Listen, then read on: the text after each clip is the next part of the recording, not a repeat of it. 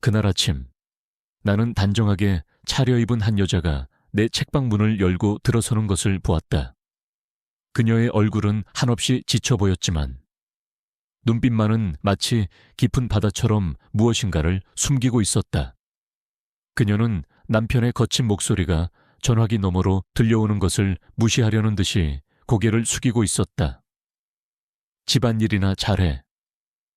헛소리하지 말고. 그 남자의 말은 내 심장을 꿰뚫는 듯 했다. 나는 무심코 그 여자를 바라보았고 그녀의 손이 미세하게 떨리는 것을 보았다. 그 순간 나는 알았다. 이 여자의 삶은 내 눈에 보이는 것과는 전혀 다른 깊고 쓰라린 이야기로 가득 차 있다는 것을. 그녀의 이야기가 시작되기 한참 전 나는 그저 평범한 삶을 살고 있는 50살의 남자였다. 서울의 한적한 골목에 자리 잡은 작은 헌책방의 주인. 내 이름은 김지훈. 거창한 이름도 아니고 거창한 삶을 살지도 않았다. 아내는 10년 전에 먼저 세상을 떠났고 두 아이는 각자 가정을 꾸려 미국과 캐나다로 떠났다. 가끔 안부 전화를 하거나 명절에 형식적인 연락을 주고받는 것이 전부였다. 나는 내 삶의 가장 중요한 페이지들이 이미 넘어갔다고 생각하며 살았다. 아침 7시. 나는 항상 같은 시간에 일어나 창문으로 들어오는 햇살을 맞으며 커피를 내렸다. 커피 향이 헌책방의 낡은 종이 냄새와 섞여 고요하고 익숙한 아침을 만들었다. 가게 문을 열고 의자에 앉아 손때 묻은 책들을 정리하는 것이 내 하루의 시작이었다. 가끔 들르는 단골 손님들과 짧은 안부를 나누는 것 외에는 온전히 나만의 시간이었다. 사람들은 종종 나에게 물었다. 혼자 있으면 외롭지 않으세요? 나는 그 질문에 대답하는 대신 그저 미소 지었다. 외롭지 않다면 거짓말일 것이다. 하지만 나는 외로움이 마치 오래된 친구처럼 익숙해져 있었다. 밤이 되면 나는 아내가 좋아했던 시집을 꺼내 읽거나 아이들의 어린 시절 사진을 물끄러미 바라보곤 했다. 내 삶에는 분명 안정과 평온이 있었지만 그 평온함 아래에는 채워지지 않는 깊은 구멍이 있었다. 사랑하는 사람의 온기, 소중한 이들과의 대화, 그런 것들이 사라진 빈 공간이었다. 나는 그 공허함을 책으로, 커피로, 고독한 산책으로 애써 무려했다. 하지만 밤이 깊어질수록 그 구멍은 더 넓게 느껴졌다. 그날도 그런 평범한 날 중 하나였다. 나는 바람과 함께 사라지다의 낡은 표지를 매만지며 주인공 스칼렛의 파란만장한 삶을 생각하고 있었다. 그녀의 삶은 나의 고요한 일상과는 너무나 달랐다. 그때 맑은 종소리와 함께 책방 문이 열렸다. 나는 고개를 들었고 그 여자를 보았다. 그녀는 마치 내 삶에 던져진 작은 돌멩이처럼 잔잔했던 내 마음에 작은 파문을 일으켰다. 그녀가 바로 내 삶의 새로운 이야기를 가져올 사람이라는 것을 그때는 아직 알지 못했다. 내 하루는 마치 잘 짜인 기계처럼 굴러갔다. 아침 6시에 일어나 커피를 내리고 9시에 책방 문을 연다. 정회는 근처 식당에서 김치찌개를 먹고 오후에는 책을 읽거나 손님을 맞는다. 저녁 7시가 되면 문을 닫고 혼자 밥을 차려 먹는다. 밤에는 혼자 산책을 하거나 텔레비전을 본다. 이 모든 일상은 고요하고 질서정연했다. 겉으로 보기에는 평화롭기 그지없는 삶이었다. 하지만 그 평화 속에는 마치 숨겨진 균열처럼 깊은 공허함이 자리하고 있었다. 사람들은 종종 내게 사색에 잠기기 좋은 직업이네요 라고 말했다. 맞는 말이었다. 나는 책을 통해 수많은 삶을 들여다보았고 그들의 기쁨과 슬픔, 성공과 실패를 간접적으로 경험했다. 하지만 그 모든 이야기는 결국 내 것이 아니었다. 책을 덮으면 다시 혼자가 되었다. 내가 가진 것은 쌓여있는 책들과 창밖으로 보이는 무심히 오가는 사람들 뿐이었다. 나는 그들의 삶의 일부가 아니었고 그들도 내 삶의 일부가 아니었다. 아내가 살아있을 때는 그렇지 않았다. 그녀는 내 삶의 모든 빈 공간을 채워주는 사람이었다. 그녀가 웃으면 내 세상이 환해졌고 그녀가 이야기하면 나는 그 이야기에 귀 기울이느라 시간 가는 줄 몰랐다. 아이들이 어릴 때는 온 집안이 활기와 소란으로 가득했다. 아이들의 제잘거리는 소리, 뛰어다니는 발소리, 웃음소리, 그 모든 것이 나를 살아있게 하는 원동력이었다. 하지만 지금은 그 모든 소리가 사라진 침묵만이 나를 감싸고 있었다.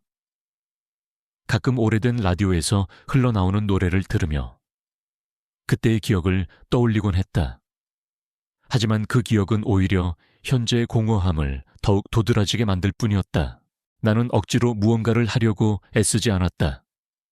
새로운 사람을 만나려 노력하지도 않았고 잃어버린 것을 되찾으려 하지도 않았다. 그저 시간의 흐름에 나를 맡긴 채 살았다. 나는 내가 더 이상 사랑을 할 수 있는 감정을 잃어버렸다고 생각했다.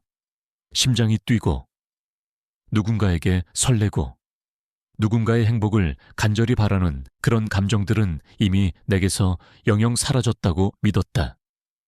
마치 오랫동안 사용하지 않아 녹이 슬어버린 기계처럼 내 마음은 굳어버린 것 같았다. 그렇게 하루하루를 보내던 어느 날 나는 우연히 석에서 아내가 예전에 선물했던 시집 한 권을 발견했다. 낡은 종이 냄새 속에서 그녀의 채취가 느껴지는 듯했다. 시집 첫 장에는 그녀의 삐뚤빼뚤한 글씨로 당신이 외로울 때 이 시들이 당신의 친구가 되어줄 거예요 라고 적혀 있었다. 나는 그 글씨를 한참 동안 바라보았다. 그녀는 내가 외로워질 것을 이미 알고 있었을까? 하지만 시는 친구가 되어주지 못했다. 시는 내게 위로를 건네기보다 내가 얼마나 외로운지를 더욱 명확하게 일깨워줄 뿐이었다. 나는 창밖을 바라보았다. 거리에는 연인들이 손을 잡고 걸어가고 젊은 부부가 아이의 손을 잡고 웃고 있었다. 그들의 모습은 내게 너무나도 멀리 있는 풍경처럼 느껴졌다. 나는 그들과 같은 세상에 살고 있지만 그들의 따뜻함과 연결되지 않은 마치 투명한 벽 안에 갇힌 존재 같았다. 내 삶은 안정되었지만 동시에 끝없는 정체 상태에 놓여 있었다. 그때 나는 알았다. 내게는 삶을 다시 살아갈 이유, 내 마음에 굳어진 녹을 닦아줄 누군가가 필요하다는 것을. 하지만 나는 그 누군가가 나타날 거라고는 꿈에도 생각하지 못했다. 그날 오후 2시, 나는 따뜻한 볕이 드는 창가에 앉아 해밍웨이의 소설을 읽고 있었다. 책 속의 문장들은 건조했지만 그 안에 담긴 감정은 깊고 먹먹했다. 그때 문이 열리고 맑은 종소리가 울렸다. 나는 습관처럼 고개를 들어 문 쪽을 바라보았다. 한 여자가 서 있었다. 긴 생머리를 질끈 묶고 헐렁한 베이지색 니트에 청바지를 입은 지극히 평범한 모습이었다. 하지만 그녀의 얼굴은 묘한 기운을 풍기고 있었다. 30살쯤 되어 보이는 그녀는 아름다웠지만 그 아름다움 위로 그림자 같은 슬픔이 드리워져 있었다. 마치 낡은 그림에서 덧칠된 물감처럼 그녀의 생기는 무언가에 덮여 있었다. 나는 그녀가 그저 책을 찾으러 온 손님이라고 생각했다. 하지만 그녀는 다른 손님들과 달리 서가를 돌아보지 않았다. 대신 그녀는 곧장 내게 다가와 예술과 정신분석학이라는 제목의 낡은 책을 가리켰다. 이 책 혹시 팔 수 있을까요? 그녀의 목소리는 조용했지만 단호했다. 나는 그 책이 내 개인 소장품이라 팔 수 없다고 말했다. 그녀는 실망한 기색이 역력했다. 그 순간 나는 그녀가 단순히 책을 찾는 것이 아니라 무언가를 간절히 찾고 있다는 것을 직감적으로 느꼈다. 혹시 다른 책을 찾아드릴까요? 내가 조심스럽게 물었다. 그녀는 고개를 저었다. 아니요, 괜찮아요. 그냥 이 책이 꼭 필요해서요. 그녀의 말에서 나는 묘한 감정을 읽었다. 절박함과 동시에 포기한 듯한 체념. 그녀는 잠시 책방 안을 둘러보더니 한쪽 구석에 있는 낡은 소파에 조용히 앉았다. 나는 더 이상 그녀에게 말을 걸지 않고 다시 책으로 시선을 돌렸다. 하지만 나는 책을 읽는 내내 그녀의 존재를 의식하고 있었다. 그녀는 한두 시간쯤 소파에 앉아 있다가 조용히 일어났다. 다음에 또 올게요. 그녀는 나를 향해 옅은 미소를 지어 보이고는 문을 열고 나갔다. 그녀가 떠난 후에도 나는 한동안 그녀가 앉았던 소파 자리를 물끄러미 바라보았다. 그녀는 그 다음 주에도 같은 시간에 찾아왔다. 그녀는 여전히 낡은 니트와 청바지 차림이었다. 그녀는 내 책방을 마치 도서관처럼 이용했다. 소파에 앉아 조용히 책을 읽고 때로는 창밖을 멍하니 바라보기도 했다. 우리는 거의 대화를 나누지 않았다. 그녀는 나에게 아무것도 묻지 않았고 나 역시 그녀에게 아무것도 묻지 않았다. 하지만 우리는 서로의 존재를 인지하고 있었다. 나는 그녀에게서 나와 같은 종류의 외로움을 느꼈다. 그것은 단순히 혼자 있는 것에서 오는 외로움이 아니라 타인과 함께 있지만 완전히 고립되어 있는 듯한 깊은 외로움이었다. 어느 날 그녀가 늘 앉던 소파 대신 내 책상 앞으로 다가왔다.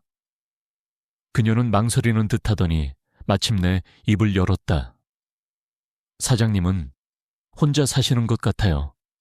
저도 그래요. 가족들이 있지만 혼자인 것 같아요. 나는 그녀의 말에 놀랐다. 그녀의 눈빛은 내가 보았던 어떤 눈빛보다도 더 깊은 슬픔을 담고 있었다. 나는 그녀에게 아내와 아이들의 이야기를 짧게 들려주었다. 그리고 그녀는 자신의 이야기를 시작했다. 그녀의 이름은 미나였다. 그녀는 결혼했지만 남편의 가족들은 그녀를 그저 명문가 며느리라는 허울 좋은 장식품으로만 여긴다고 했다. 그들은 그녀의 학벌이나 재능에는 관심이 없었고 오직 그녀의 배경과 집안의 명성에만 집착했다.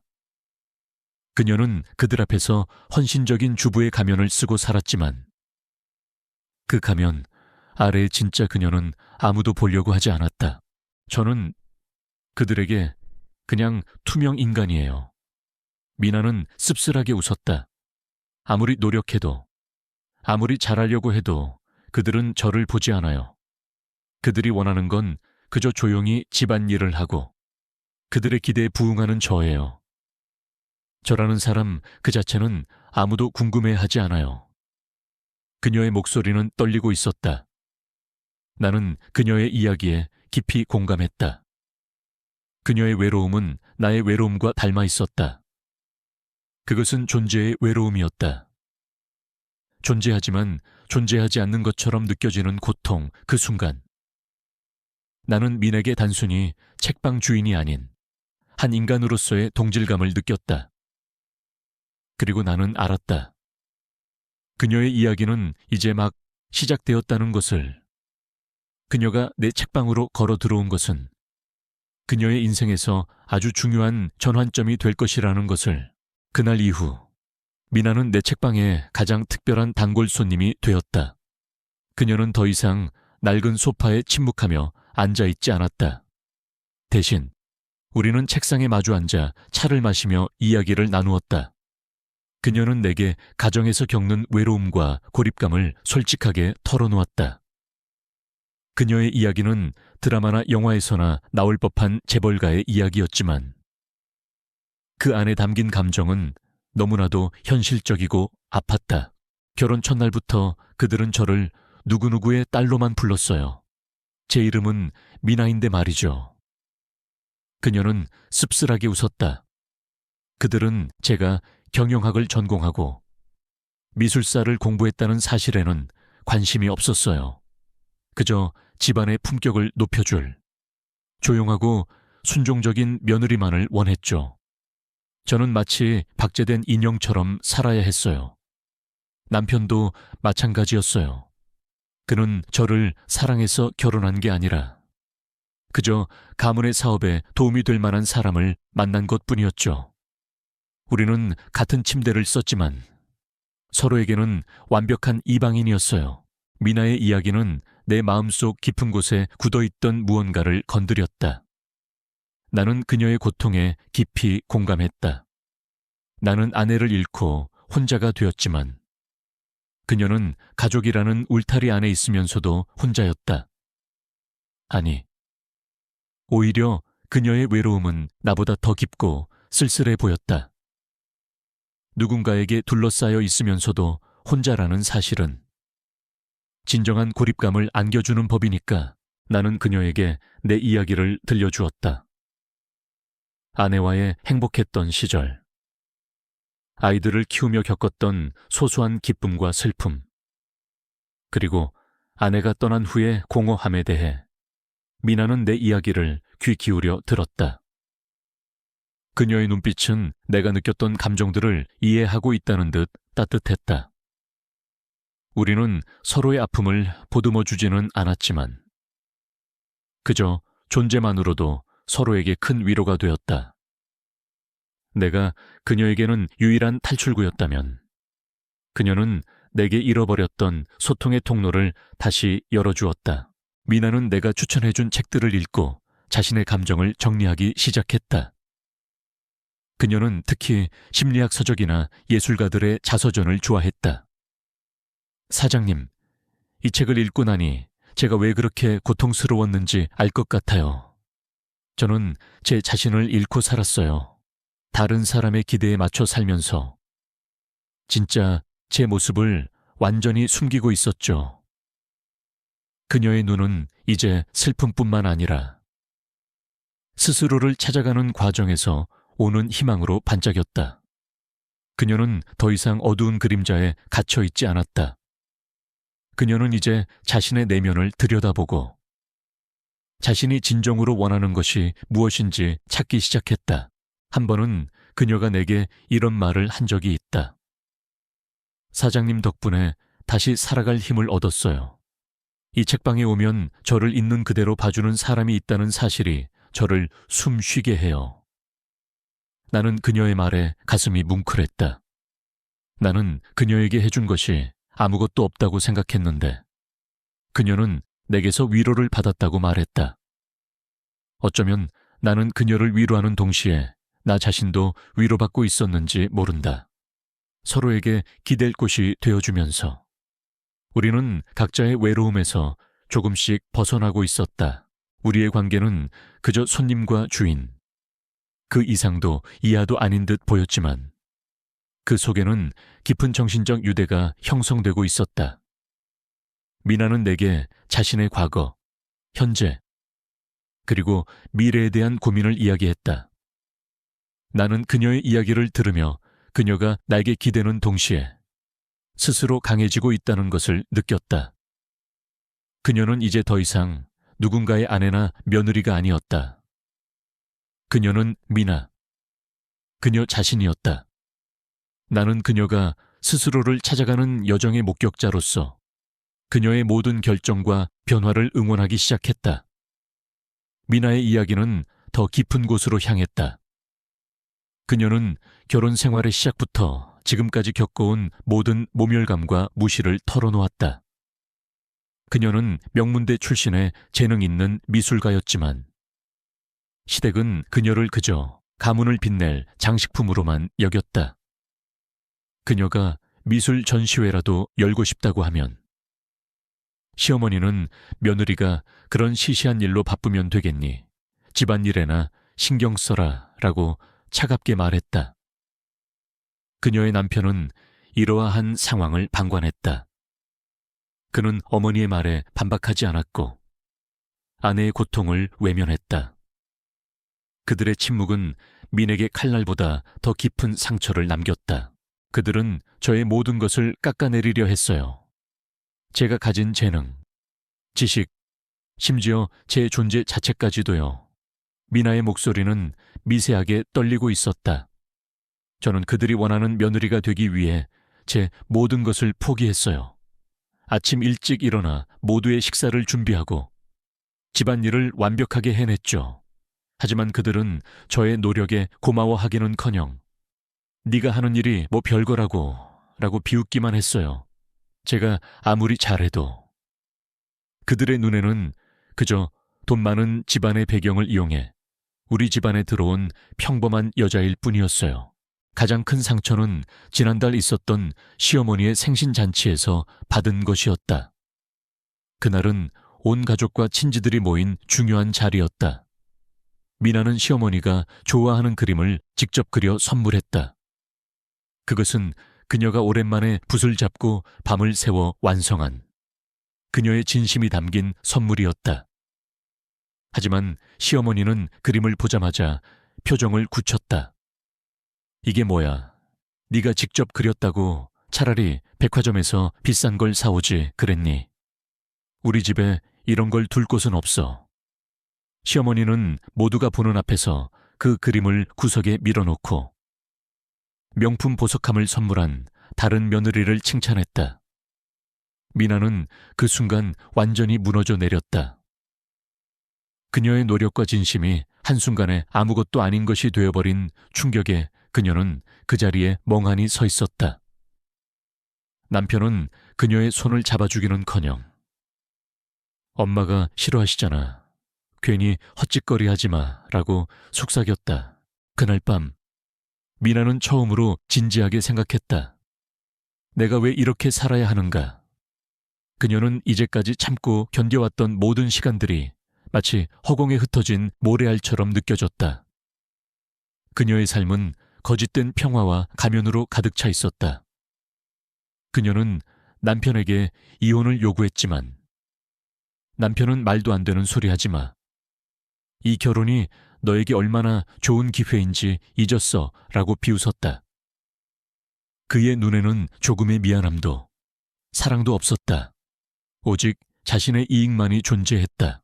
미나는 다음 날 아침 아무에게도 말하지 않고 조용히 집을 나왔다.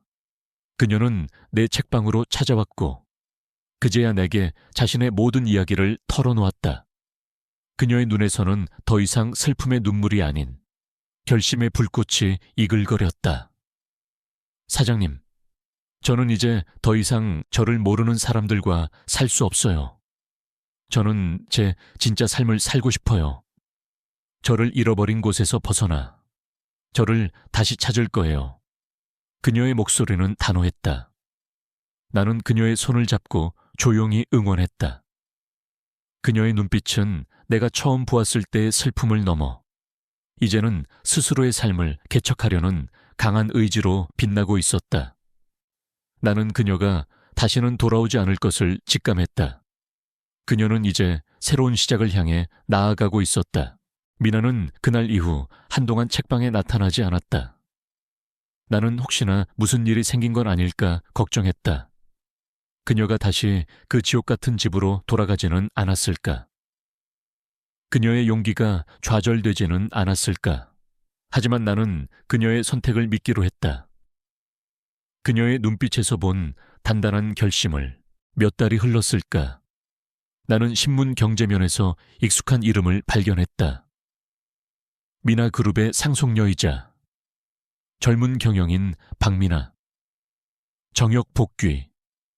신문 속의 그녀는 내가 알던 그 미나가 아니었다. 헐렁한 니트와 청바지 대신 세련되고 우아한 정장 차림이었다. 부드럽게 묶었던 머리는 깔끔한 단발로 바뀌어 있었고 지쳐 보이던 얼굴에는 자신감과 당당함이 서려 있었다. 하지만 깊은 눈빛 속에 숨겨진 슬픔만은 여전했다. 나는 신문을 물끄러미 바라보며 그녀가 마침내 자신의 진짜 모습을 되찾았다는 사실에 안도했다. 그녀가 다시 내 책방을 찾은 것은 그로부터 2달 후였다.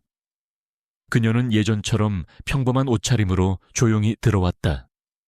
나는 그녀를 보자마자 반가움의 자리에서 일어났다. 미나 씨. 잘 지내셨어요? 그녀는 환하게 웃으며 대답했다. 네, 사장님. 덕분에 잘 지냈어요. 그녀는 이제 더 이상 어두운 그림자에 갇힌 사람이 아니었다. 그녀는 빛을 향해 걸어가고 있었다. 그녀는 내게 지난 몇 달간의 이야기를 들려주었다. 이혼 소송은 생각보다 복잡하고 치열했다. 전 남편 측은 그녀를 정신적으로 불안정한 사람으로 몰아붙였고, 언론은 가십거리에 열광했다. 하지만 미나는 흔들리지 않았다. 그녀는 변호사를 통해 모든 불합리한 대우를 증명했고, 자신이 억눌렸던 재능을 되찾아 사업적인 능력을 증명했다. 그녀의 진짜 정체가 세상에 알려지자 전시댁은 오히려 당황하고 그녀를 막을 수 없게 되었다. 그녀는 마침내 모든 족쇄를 풀고 자유를 얻었다.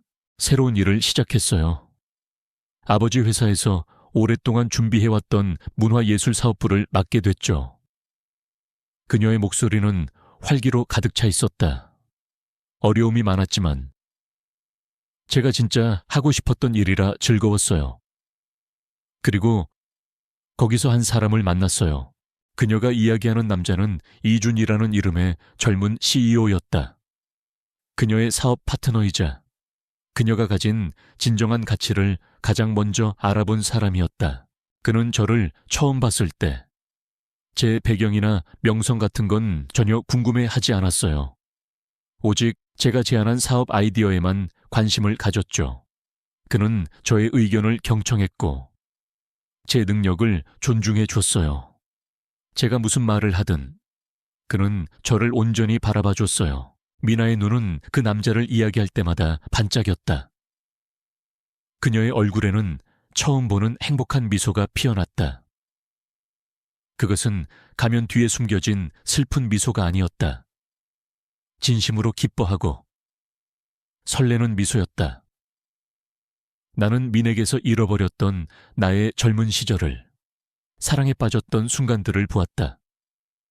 나는 그들의 만남이 단순한 사업적 관계가 아니라는 것을 직감했다. 그것은 두 개의 외로운 영혼이 서로를 알아본 운명적인 만남이었다. 저는 처음으로 저 자신으로 사랑받는다는 느낌을 받았어요. 그와 있으면 제가 얼마나 부족한 사람인지 걱정하지 않아도 돼요. 그저 저 자신으로 존재하면 되거든요. 나는 그녀의 이야기를 들으며 가슴이 뭉클해졌다. 그녀는 과거의 상처를 딛고 진정한 사랑과 자아를 찾아가고 있었다. 그녀의 삶은 이제 내게 단순한 관찰이 아닌 잃어버린 희망을 되찾아주는 증명서처럼 느껴졌다. 나는 그녀가 다시는 혼자가 되지 않을 것이라는 확신을 가졌다. 그리고 나는 그녀를 응원하는 동시에 내 안에 작은 희망의 불씨가 다시 타오르는 것을 느꼈다. 미나와 준의 관계는 빠르게 발전했다. 그들은 단순한 사업 파트너를 넘어 서로의 상처를 이해하고 보듬어주는 연인이 되었다. 하지만 그들의 사랑은 평탄하지 않았다. 미나의 이혼과 준의 성공적인 젊은 CEO라는 타이틀은 순식간에 언론의 좋은 먹잇감이 되었다. 사람들은 미나의 과거를 캐내고 그녀가 재력을 얻기 위해 이혼했다는 악의적인 소문을 퍼뜨렸다. 신데렐라가 왕자를 버리고 더 큰 왕국을 얻으려 한다는 식의 자극적인 기사들이 쏟아졌다. 미나는 다시 한번 세상의 편견과 싸워야 했다. 전시댁은 이 기회에 그녀를 완전히 사회적으로 매장시키려 했다. 그들은 미나가 결혼 생활 동안 외도를 했다거나 가정에 소홀했다는 거짓 소문을 퍼뜨렸다. 미나는 내가 처음 그녀를 만났을 때처럼 지쳐 보였다.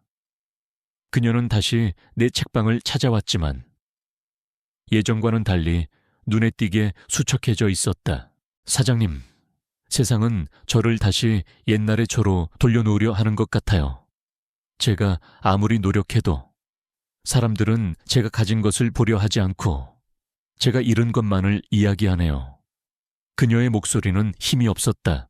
나는 그녀의 손을 잡고 조용히 말했다.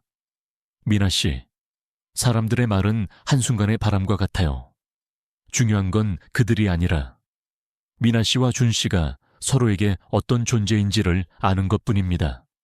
당신은 당신의 삶을 살고 있는 거예요. 다른 사람의 시선에 흔들리지 마세요. 미나는 나의 말에 고개를 끄덕였다. 그녀는 준이 자신을 얼마나 깊이 이해하고 사랑하는지 이야기했다. 준은 미나가 겪는 모든 고통을 자신의 것처럼 아파했고 그녀의 손을 놓지 않았다. 그는 언론의 추측성 기사에 정면으로 맞섰다. 한 방송사와의 인터뷰에서 준은 이렇게 말했다.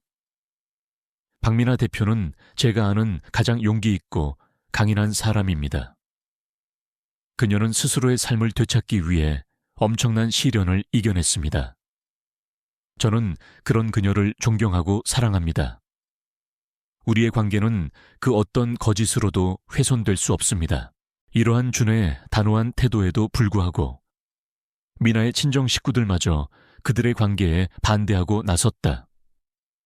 그들은 미나가 겨우 안정된 삶을 찾았는데 또다시 스캔들의 중심에 서는 것을 원치 않았다. 네가 상속녀라는 것을 세상에 알렸으면 이제 조용히 회사를 물려받아 가문의 명예를 지켜야지. 이런 스캔들로 가문의 명성에 먹칠을 해서야 되겠니? 아버지는 딸의 행복보다는 가문의 체면을 먼저 생각했다. 하지만 미나는 더 이상 침묵하지 않았다. 그녀는 아버지에게 자신의 진심을 털어놓았다. 아버지, 저는 더 이상 다른 사람을 위해 살고 싶지 않아요. 저는 이제야 제가 사랑하는 사람, 그리고 저를 있는 그대로 사랑해주는 사람을 만났어요. 아버지께서는 제가 원하는 삶을 살 수 있도록 허락해 주실 수는 없나요? 제가 진정으로 행복해지는 것이 가문을 지키는 일이 아닐까요? 미나의 말은 단호하면서도 슬픔이 가득했다. 나는 그녀가 얼마나 큰 용기를 내어 자신의 진정한 목소리를 내고 있는지 알았다. 그녀의 삶은 마치 거대한 폭풍우를 뚫고 나아가는 작은 배와 같았다. 하지만 그 배에는 이제 그녀 혼자가 아니었다. 준이라는 든든한 동반자가 있었다. 그들은 함께 손을 잡고 세상의 편견과 가족의 반대라는 거대한 파도에 맞서고 있었다. 나는 멀리서 그들의 용감한 항해를 지켜보며 그들이 마침내 평온한 항구에 도착할 수 있기를 진심으로 바랐다. 그들의 이야기는 이제 더 이상 그녀 혼자만의 비극이 아닌 두 사람의 구원을 향한 아름다운 여정이 되었다. 미나와 준은 언론의 공격과 가족의 반대라는 거대한 파도 앞에서 도망치지 않았다. 오히려 그들은 정면으로 맞서기로 결정했다. 미나는 자신의 SNS에 장문의 글을 올렸다. 자신이 지난 몇 년간 겪었던 가정폭력과 정신적 학대에 대해 담담하게 고백했다. 그리고 준이 자신의 삶에 어떤 의미인지에 대해 솔직하게 썼다. 저는 제 자신을 잃어버린 곳에서 벗어나 저를 있는 그대로 사랑해주는 사람을 만났습니다. 저는 더 이상 숨지 않을 것입니다. 그와의 사랑은 저를 다시 숨쉬게 했고 저를 제가 될 수 있도록 해주었습니다. 그녀의 글은 엄청난 반향을 일으켰다. 많은 사람들이 그녀의 용기에 응원을 보냈다. 그들의 스토리는 더 이상 가십이 아닌 한 여자의 구원과 성장에 대한 감동적인 이야기가 되었다. 준은 미나의 곁을 묵묵히 지켰다. 그는 미나가 힘들어할 때마다 그녀의 손을 잡고 조용히 말했다. 괜찮아. 내가 옆에 있어. 그의 존재는 민에게 가장 큰 힘이었다. 준은 미나의 가족들을 찾아가 진심으로 설득했다. 그는 미나를 향한 자신의 진심을 담담하게 이야기했고 그녀를 끝까지 지켜줄 것임을 약속했다. 처음에는 차갑게 돌아섰던 미나의 아버지도 준의 진심과 딸의 행복한 눈빛을 보며 마침내 마음을 열었다. 내 딸을 부탁하네. 그 한마디에 미나는 눈물을 쏟았다. 나는 이 모든 과정을 신문과 가끔씩 들르는 미나의 이야기를 통해 지켜보았다. 그녀의 얼굴은 이제 더 이상 그늘져 있지 않았다. 그녀의 눈은 사랑으로 반짝였고 그녀의 미소는 진심으로 가득 차 있었다. 그녀는 이제 완벽하게 미나, 그 자신이 되어 있었다. 한때 헌신적인 주부의 가면을 쓰고 살았던 그녀는 이제 사랑과 존경을 받는 한 회사의 대표이자 한 남자의 사랑스러운 연인이었다. 어느 날 미나가 준과 함께 내 책방을 찾아왔다. 준은 신문에서 보던 카리스마 넘치는 모습이 아닌 셔츠 차림의 소탈한 남자였다. 그는 내게 정중하게 인사를 건넸다. 그동안 저희 민에게 좋은 친구가 되어주셔서 감사합니다. 미나가 사장님 덕분에 많은 위로를 얻었다고 들었습니다. 그의 말에 나는 쑥스러워 웃었다. 나는 그저 이야기를 들어줬을 뿐인데 미나는 그것을 큰 위로로 여겼다. 그들은 내 책상에 앉아 커피를 마시며 미래 계획에 대해 이야기했다. 저희 둘 다 화려한 삶보다는 소박하고 조용한 삶을 살고 싶어요. 언젠가는 한적한 곳에 작은 집을 짓고 텃밭도 가꾸면서 살고 싶어요. 물론 사장님처럼 멋진 서재도 만들 거고요. 미나가 환하게 웃으며 말했다. 그들의 눈빛에는 반짝이는 희망이 가득했다. 그들은 더 이상 다른 사람들의 시선에 얽매이지 않고 오직 자신들이 원하는 삶을 향해 나아가고 있었다. 나는 그들의 이야기를 들으며 가슴이 벅차올랐다.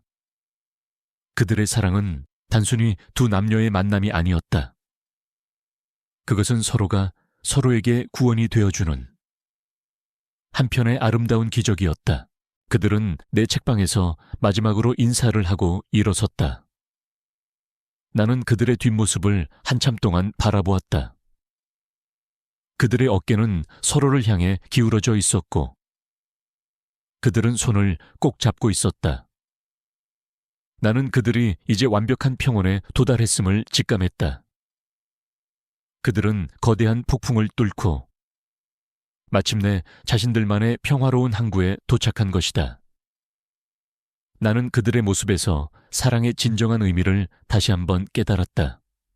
사랑은 소유하거나 지배하는 것이 아니라 서로의 존재를 있는 그대로 존중하고 함께 성장하는 것임을 미나와 준은 약속했던 대로 화려한 도시 생활을 정리하고 한적한 교회에 작은 집을 지었다. 나는 가끔 그들이 보낸 엽서를 받았다. 엽서 속의 집은 소박하고 따뜻해 보였다. 마당에는 미나와 준이 함께 가꾸는 작은 텃밭이 있었고 담쟁이 덩굴이 벽을 따라 아름답게 뻗어 있었다. 그들은 더 이상 언론의 스포트라이트를 받는 CEO가 아니라 함께 요리를 하고 산책을 하고 텃밭을 가꾸는 평범한 부부였다. 그들은 여전히 각자의 일을 하고 있었지만 이제 일은 삶의 전부가 아닌 그들의 행복을 위한 작은 조각일 뿐이었다. 미나는 다시 붓을 잡았다. 그녀는 더 이상 누군가의 인정을 받기 위해 그림을 그리는 것이 아니었다. 오직 자신만을 위해 그리고 사랑하는 사람을 위해 그림을 그렸다. 그녀의 그림에는 이제 어두운 색채 대신 따뜻하고 밝은 색들이 가득했다. 준은 그녀의 가장 든든한 후원자이자 첫 번째 감상자였다. 그는 퇴근 후 미나가 그린 그림을 보며 감탄했고 그녀의 손을 잡고 조용히 미소 지었다. 그들의 행복은 내게도 전염되는 듯했다. 나는 더 이상 밤에 혼자 외로워하지 않았다. 미나와 준의 이야기는 내 마음속에 살아있는 희망이 되었다. 나는 책방에 앉아 책을 읽다가도 문득 미소 짓곤 했다. 나처럼 외로운 삶을 살던 미나가 진정한 행복을 찾았다는 사실이 내게도 큰 위안이 되었다. 나는 이제 내 삶의 빈 공간을 두려워하지 않게 되었다. 그 공간은 무의미한 공허함이 아니라 나의 과거와 현재, 그리고 미래를 담고 있는 소중한 공간이라는 것을 깨달았다. 어느 비 오는 오후, 미나는 내게 전화를 걸어왔다. 그녀의 목소리는 비 오는 날씨만큼이나 차분하고 평화로웠다. 사장님, 저희 집에 놀러 오세요. 저희가 만든 밥을 대접해 드리고 싶어요. 여기에는 사장님처럼 책을 사랑하는 사람들이 모여서 작은 모임을 만들었어요. 나는 그녀의 따뜻한 초대에 가슴이 뭉클했다. 나는 그녀의 집에 가서 직접 보고 싶었다. 그녀가 그토록 원했던 평화롭고 소박한 삶을. 그날 이후 나는 미나와 준이 만든 작은 행복의 목격자가 되었다. 그들의 집은 화려하지 않았지만 사랑과 온기로 가득했다. 벽난로에서는 따뜻한 불꽃이 피어오르고 있었고 거실에는 미나가 그린 그림들이 걸려 있었다. 우리는 함께 저녁 식사를 만들고 와인을 마시며 이야기를 나누었다. 준은 미나의 눈을 바라볼 때마다 사랑과 존경이 가득한 눈빛을 보냈고 미나는 그런 준에게서 진정한 안정감을 얻고 있는 듯 했다. 나는 그들의 모습을 보며 사랑의 진정한 의미를 다시 한번 깨달았다. 사랑은 서로의 부족한 부분을 채워주는 것이 아니라 서로의 존재를 있는 그대로 인정하고 그 존재를 통해 스스로가 더 나은 사람이 되는 것이었다. 미나는 준을 통해 자신의 가치를 되찾았고 준은 미나를 통해 사랑의 깊은 의미를 알게 되었다. 그들의 이야기는 이제 내게 단순한 남의 이야기가 아니었다. 그것은 나의 삶에 새로운 희망을 불어넣어 준 아름다운 동화였다. 세월은 강물처럼 흘러갔다. 내 머리칼은 더 휘어졌고 손에는 주름이 깊게 패였다. 책방의 낡은 책들은 여전히 그 자리를 지키고 있었지만 나를 둘러싼 공기는 이제 더 이상 차갑지 않았다. 나는 여전히 혼자였지만 나의 고독은 더 이상 외로움이 아니었다. 그것은 평화와 성찰의 시간이었다. 나는 미나와 준의 이야기를 마음속에 품고 살았다. 그들의 이야기는 내게 살아갈 이유와 희망을 주었다. 오랜만에 엽서 한 통이 도착했다. 엽서에는 작은 아이의 사진이 담겨 있었다. 통통한 볼에 천진난만한 미소를 짓고 있는 귀여운 아이였다. 저희에게 새로운 가족이 생겼습니다. 아이의 이름은 지훈이에요. 사장님의 이름에서 따왔어요. 미나의 글씨는 여전히 정갈하고 따뜻했다. 나는 엽서를 든 채 한참을 서 있었다. 눈물이 핑 돌았다. 내가 한 것은 아무것도 없는데 그들은 내게 그들의 가장 소중한 순간을 함께 나누어 주었다. 나의 이름이 그 아이의 이름이 되었다는 사실에 나는 말할 수 없는 감동을 느꼈다. 그해 겨울, 눈이 펑펑 내리는 날, 미나와 준이 아이를 안고 내 책방을 찾아왔다. 그들의 모습은 이제 완벽한 행복 그 자체였다. 준은 아이를 조심스럽게 안고 있었고 미나는 내게 따뜻한 차 한 잔을 건넸다. 그들의 얼굴에는 화려한 부와 명예가 아닌 삶의 진정한 평온함과 사랑이 깃들어 있었다. 우리는 아이를 가운데 두고 앉아 지난 세월의 이야기를 나누었다. 미나는 내가 처음 그녀를 만났을 때를 회상했다. 사장님, 그때 저는 정말 죽고 싶었어요. 제 삶의 의미를 완전히 잃어버렸다고 생각했죠. 그런데 사장님이 계신 이 책방에 오면 마음이 편안해졌어요. 저를 아무것도 모르는 상태에서 그저 한 사람으로 대해주셨잖아요. 그게 저한테는 가장 큰 위로였어요. 그리고 사장님을 통해 저는 알게 되었죠. 제 삶이 끝난 게 아니라 이제 막 시작된 것이라는 것을요. 나는 미나의 말에 아무 대답도 할 수 없었다. 그저 그녀를 조용히 바라보았다.